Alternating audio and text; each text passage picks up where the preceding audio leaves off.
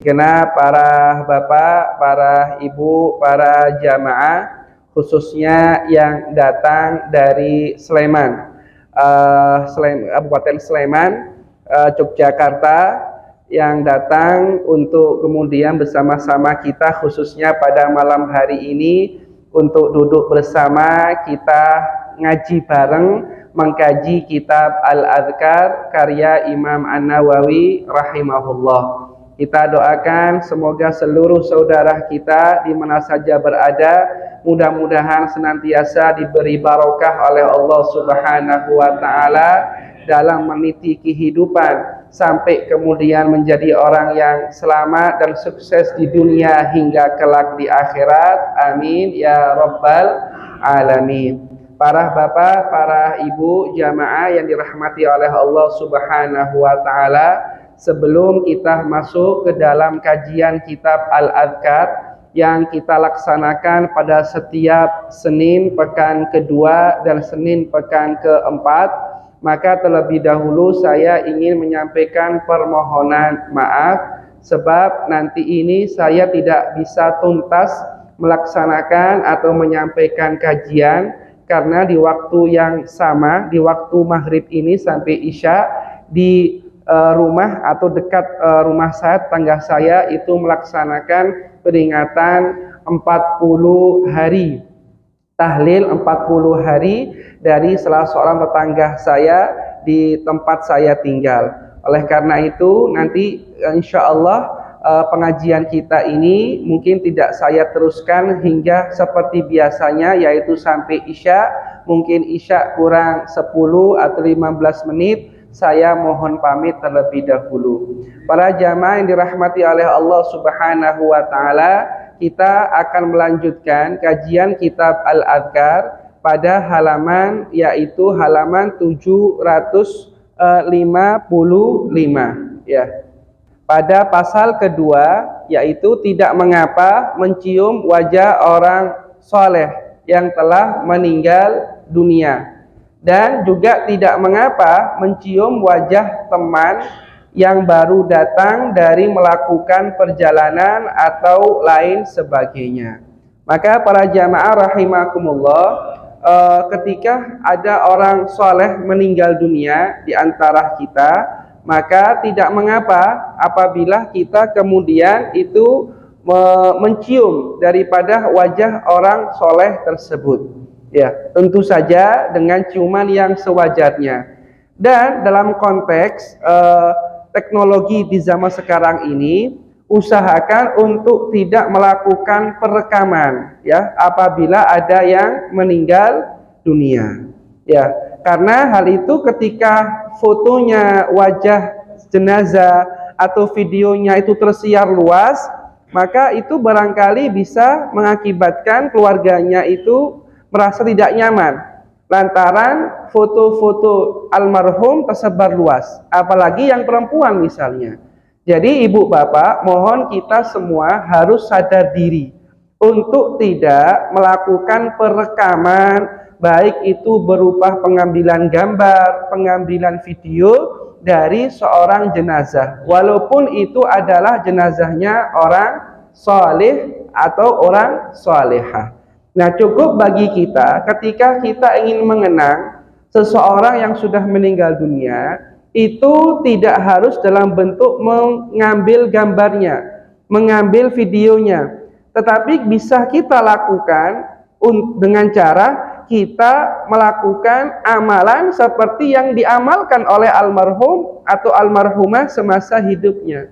Jadi bukan berarti kemudian ketika si jenazah itu meninggal dunia ya, seseorang meninggal dunia orang soleh, lalu cukup mengenang itu dalam bentuk menulis di status WhatsApp, status di Instagramnya yang mungkin selang 1 hari, 2 hari kemudian hilang begitu saja.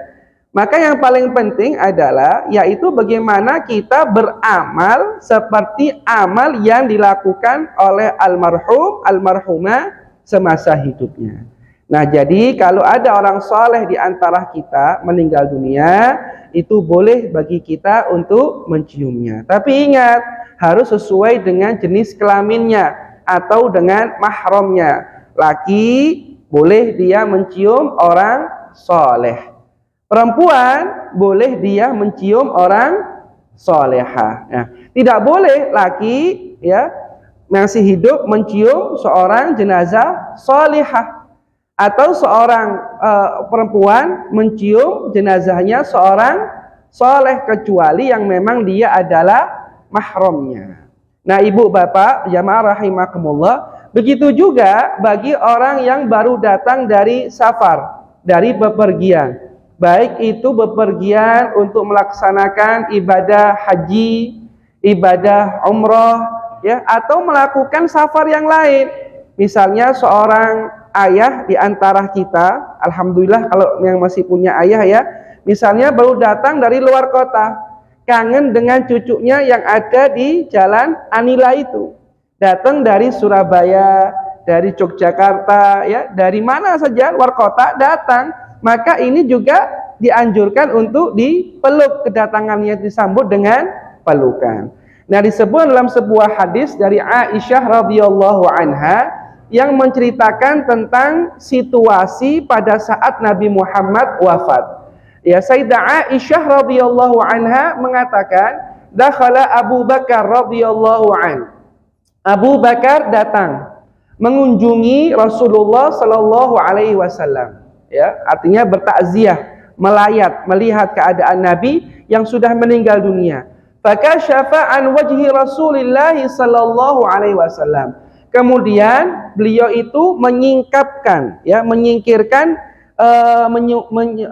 menyingkapkan kain yang menutupi wajah beliau sallallahu alaihi wasallam.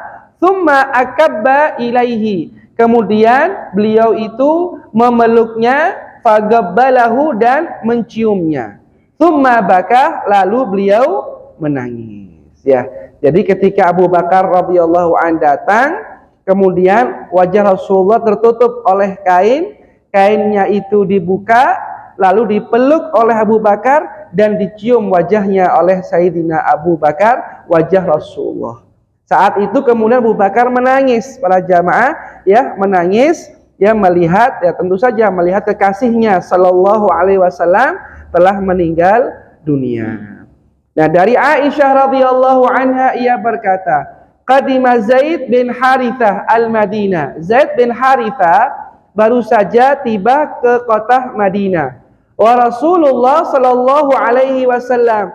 Sementara Rasulullah ketika itu sedang berada di rumahku, yaitu artinya sedang berada bersama Sayyidah Aisyah radhiyallahu anha wa ardhaha. Fa'atahu. Kemudian Zaid ini mendatangi Nabi. Faqara'al baba, lalu dia mengetuk pintu. Faqama ilaihi nabiyyu sallallahu alaihi wasallam. Lalu Nabi Muhammad sallallahu alaihi wasallam itu datang berdiri, ya, menyambut kedatangan Zaid bin Haritha. Yajurru thawbahu fa'tanaqahu wa gabbalahu. Ketika Nabi Muhammad itu berdiri menyambut kedatangan Zaid bin Haritha, dalam keadaan itu beliau menarik kain bajunya, lalu beliau memeluk dan mencium Zaid bin Haritha. Nah, jadi ditarik bajunya, ya, dipeluk dan dicium. Kalau bahasa kita itu apa, Pak? Cipika, cipiki, cium pipi kanan, cium pipi kiri. Nah, ini adalah suatu amalan yang memang dilakukan oleh Nabi Muhammad sallallahu alaihi wasallam. Sunnah untuk kita lakukan. Maka dari itu, kalau seseorang di antara kita baru saja datang dari melakukan perjalanan, maka memang sunnah untuk saling berpelukan dan saling memberikan ciuman, atau ciuman pipi kanan maupun pipi kiri. Nah, ini adalah salah satu amalan yang dilakukan oleh Nabi Muhammad sallallahu alaihi wasallam. Nah, sekarang bagaimana berpelukan dengan orang yang bukan musafir? Ya, berpelukan dengan orang yang bukan musafir. Kadangkala mungkin ada seseorang itu yang semangat untuk menunjukkan sikap persaudaraan kepada saudara yang sama muslim. Tiap kali ketemu wis bawaan itu nyosorai, ngapunten nggih. Nyosorai, ketemu nyosor ya. Artinya nyosor artinya selalu merangkul, mencium. Padahal ya tonggo dewe gitu ya. Yo jamaah sini bukan musafir. Itu gimana? Mungkin ada yang risih nggak kayak gitu ya? Kalau ada berarti kita satu frekuensi nih ya. Ya, karena saya juga pernah mengalami seperti itu ya. Dan saya sampaikan kepada yang bersangkutan, Pak, mohon maaf ya, kita itu kalau ketemuan tidak harus selalu berangkulan, kecuali kalau kita itu datang dari musafir. Nah, saya kan rumahnya di sini, kita kan sering ketemu, jadi nggak harus kita rangkulan. Justru saya juga risih kadang-kadang. Bukan berarti apa ya? Ya, bukan berarti jaim atau image atau enggak, memang ya risih aja karena sering ketemu, kemudian setiap ketemu nyosor gitu ya. Jadi nggak nyaman seperti itu. Nah, ternyata ibu bapak di sini dikatakan, adapun berpelukan dan mencium wajah selain kepada anak dan orang yang datang dari musafir, ya, mencium selain orang yang datang dari musafir, berarti mencium bukan orang yang musafir, maka hukumnya adalah makruh, ya, hukumnya adalah makruh. Makruh itu kan sesuatu perbuatan dalam konteks dalam pandangan fikih ya. Makruh itu kan perbuatan yang apabila dikerjakan tidak tidak berdosa, tapi jika ditinggalkan dia mendapatkan pahala. Makruh ya. Kalau dari segi bahasa, makruh itu kan sesuatu yang tidak disukai. Nah, berarti ya berpelukan bagi selain orang yang musafir hukumnya adalah makruh. Nah, ini menurut kitab Al-Adhkar yang ditulis oleh Imam An-Nawawi. Hukum makruhnya dijelaskan oleh Abu Muhammad Al-Baghawi dan lain-lain dari sahabat-sahabat kami, kata Imam Nawawi. Apa dalilnya? Ada dalilnya ibu bapak, bukan sekadar makruh lantaran merasa risih atau merasa nggak nyaman tiap kali ketemu ke orang rangkulan ya, padahal cukup dengan kita melakukan musafahah, yaitu jabat tangan. Dalil makruh ini adalah hadis yang diriwayatkan oleh Imam Tirmidzi dan Imam Ibnu Majah dari Anas radhiyallahu an. Ia berkata, qala rajulun ya Rasulullah. Ada seseorang berkata, ya Rasulullah, wahai Rasulullah, ar-rajul minna yalga akhahu aw sadiqahu ayanhani. Wahai Rasulullah, apabila ada di antara kami bertemu dengan saudaranya atau bertemu dengan temannya, apakah dia harus membungkuk? Ya, membungkuk seperti yang seperti kita ketahui membungkuk. La, Nabi berkata tidak perlu dia membungkuk. Qal afayaltazimuhu yugabbilu? Galala, apakah dia harus memeluk dan menciumnya? Ya, ini ketemu biasa Pak ya, bukan ketemu lantaran dia baru datang dari safar seperti umroh, haji dan sebagainya. Lalu kalau misalnya ketemu ya, itu tidak harus membungkuk, apakah juga harus berpelukan dan menciumnya? Nabi menjawab, qala la, tidak ya, tidak harus berpelukan. Qala fayakhudhuhu biyadi wa yusafihu. Lalu orang itu menyambung pertanyaannya, apakah dia cukup berjabat tangan?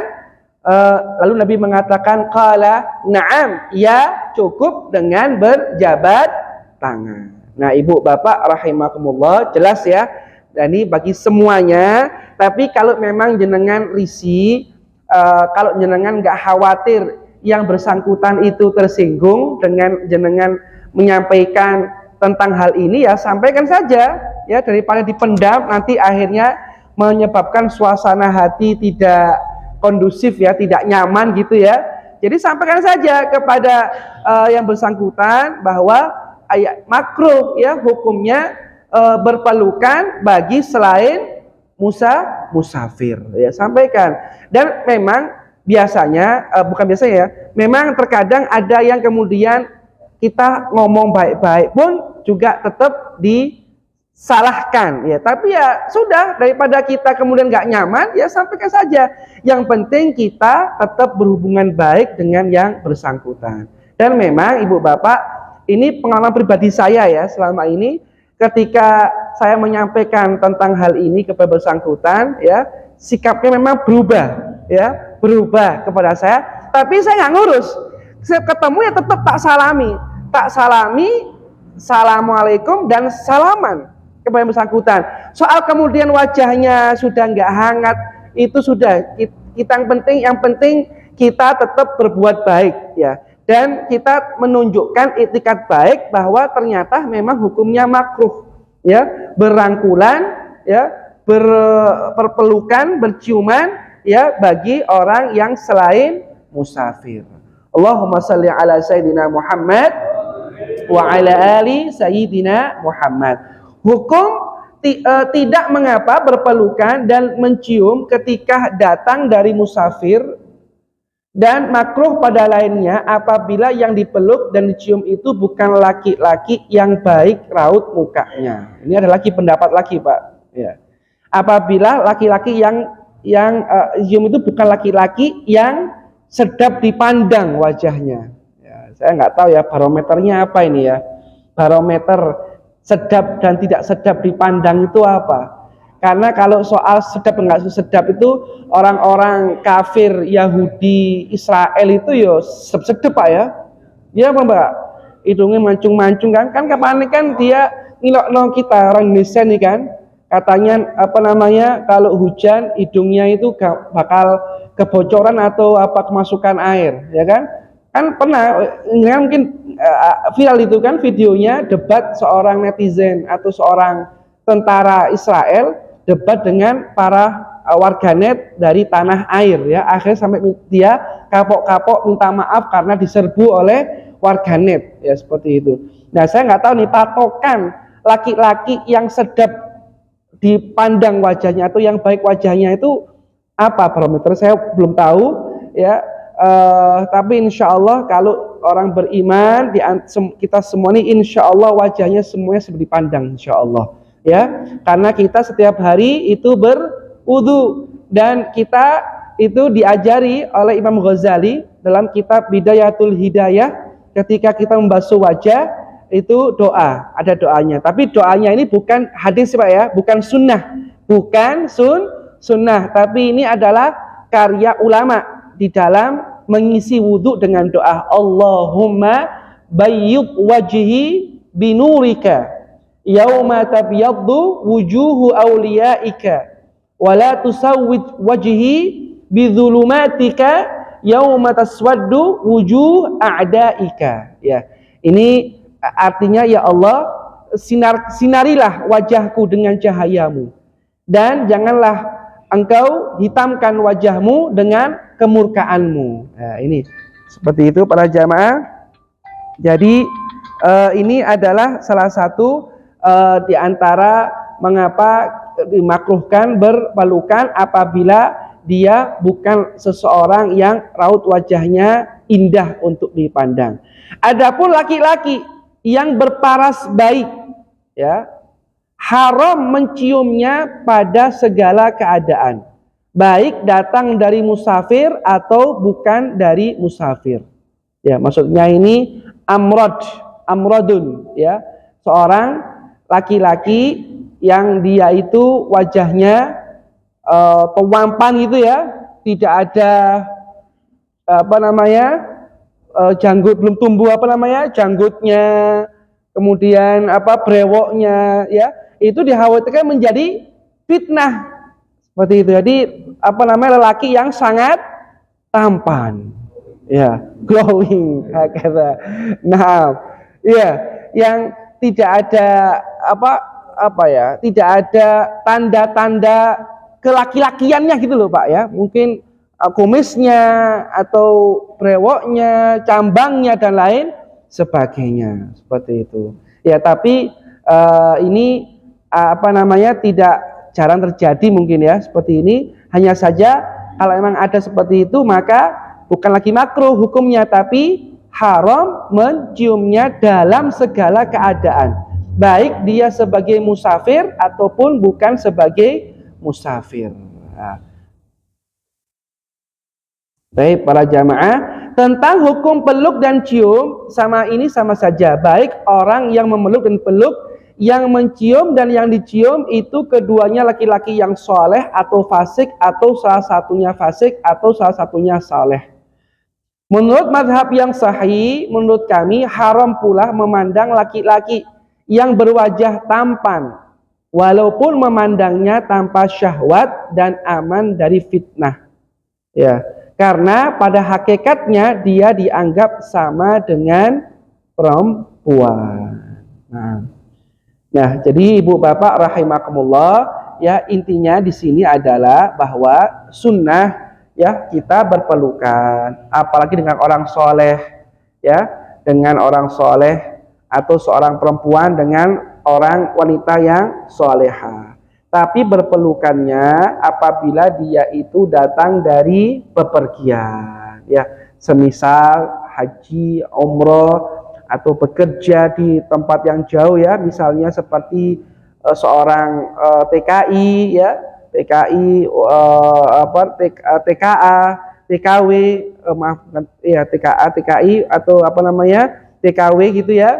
Terus dari keluarga kita dia datang, kemudian apa namanya kita sambut, kita peluk, ini sunnah. Apalagi kalau itu orang soleh, seperti halnya kapan hari itu jenengan kedatangan seorang tamu kan, Buya Yahya ya, Buya Yahya, kira-kira berapa bulan yang lalu Pak? 3 bulan yang lalu ya, lebih dari 3 bulan yang lalu ya itu setelah Idul Fitri ya kalau nggak salah ya, Idul Fitri ya, beliau datang ke sini.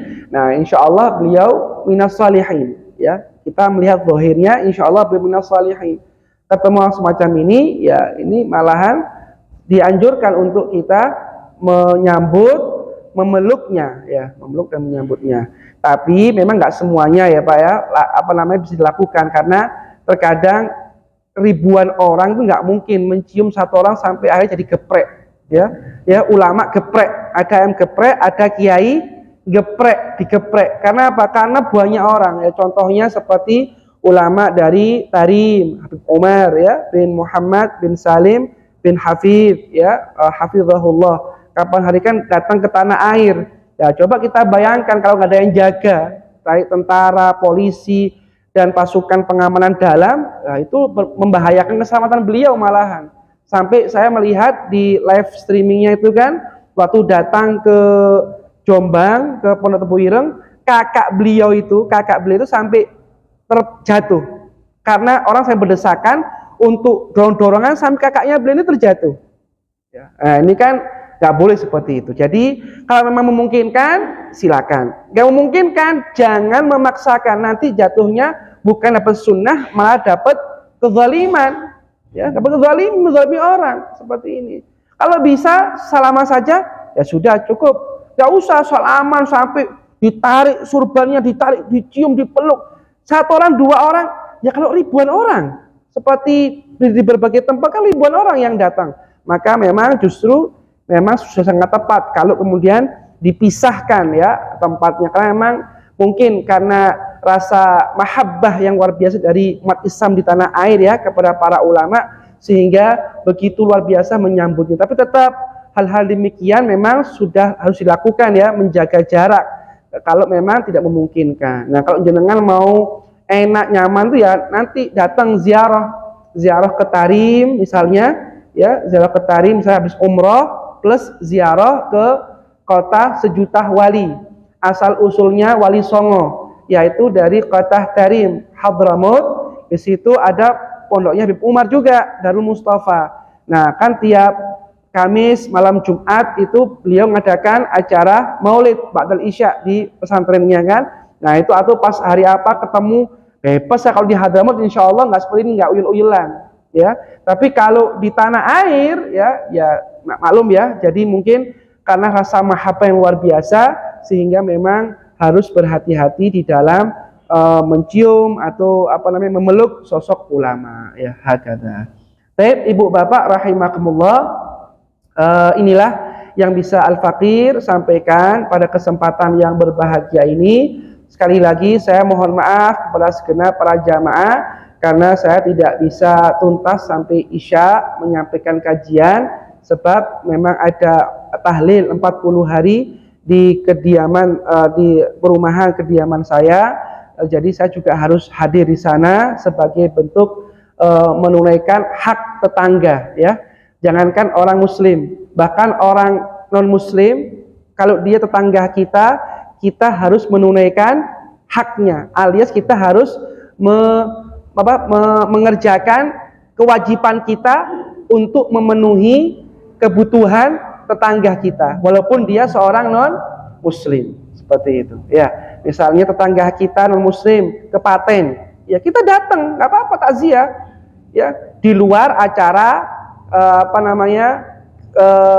keagamaan mereka ya, di luar. Ketika sudah ada acara keagamaan, ketika jenazahnya itu ya kita keluar, tapi ketika belum ada apa-apa kita datang menyampaikan takziah, seperti itu. Sampai kalau ada tetangga ibu bapak non muslim ya, dia kelaparan, kita kekenyangan, dan kita tahu kalau dia kelaparan tapi kita biarkan, kita berdosa ya, kita berdosa. Sangat berat sekali hak tetangga ini ya. Sampai-sampai Nabi itu karena seringnya diberi wasiat oleh Jibril untuk memperhatikan tetangga, sampai-sampai Nabi itu menduga bahwa tetangga itu dapat jatah warisan ya. Karena apa? Karena seringnya diwasiati oleh Jibril, wahai Nabi, awas tetangga, wahai Rasul, perhatikan. Sering terus Pak, sampai Nabi itu mikir apa tetangga dapat warisan juga ya. Tapi enggak, cuma karena begitu apa? Karena begitu seriusnya Islam memberikan perhatian di dalam menjalin hubungan sesama tetangga. Hakada ibu bapak rahimakumullah. Terima kasih kepada para takmir yang sudah menyediakan waktu. Terima kasih kepada para jamaah yang sudah sudi hadir. Terima kasih kepada saudara-saudara kita dari Sleman, Yogyakarta yang sudah hadir pula pada kesempatan yang mulia ini. Semoga kita semuanya oleh Allah diberi kesehatan zahir dan batin insyaallah, dan mudah-mudahan kita semuanya diberi ilmu yang manfaat, ilmu yang barokah, sehingga menjadi orang yang bahagia di dunia, lebih-lebih kelak sampai di akhirat. Demikianlah yang bisa Al-Fakir sampaikan. Kita tutup dengan zikir kafaratul majlis. Subhanakallahumma wa bihamdika asyhadu an la ilaha illa anta astaghfiruka wa atubu ilaik. Rabbana taqabbal minna wa aqbalna bisirril Fatihah.